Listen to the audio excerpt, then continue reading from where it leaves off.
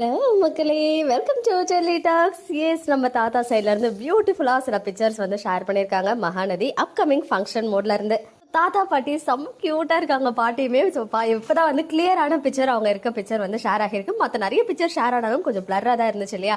இதுல வந்து பாத்தீங்கன்னா நம்ம காவேரி வந்து எல்லாரையும் வெல்கம் பண்றாங்க போல, வணக்கம் வச்சு அப்படியே ஸ்மைலிங் ஃபேஸோட இன்வைட் பண்றாங்க உள்ள.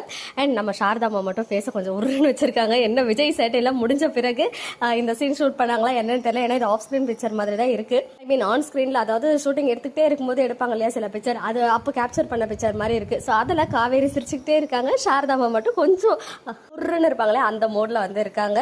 ப்ரோமோ வந்ததுக்கு அப்புறம் இனிமே வந்து அவங்க பிக்சர்ஸ்லாம் ஷேர் பண்ணலாம். அவங்களுக்கு வந்து அந்த பர்மிஷன்லாம் உண்டு. ஸோ அதனால தான் தாத்தா வந்து இப்போ நமக்காக லேட் நைட் ஆனாலும் ஷேர் பண்ணியிருக்காங்க. ஸோ அந்த பிக்சர்ஸ் உங்களுக்காக.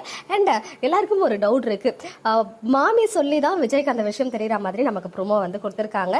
ஏன் காவேரி வந்து நாளைக்கு மீட் பண்றாங்களே, ஏன் சொல்ல மாட்டாங்க அப்படின்னு சொல்லி மேபி விஜய் வந்து டீஸ் பண்ணணும். அவர் வந்து பண்ணார் இல்லையா, பொண்ணு பாருங்க மாமி அப்படின்னு சொல்லி.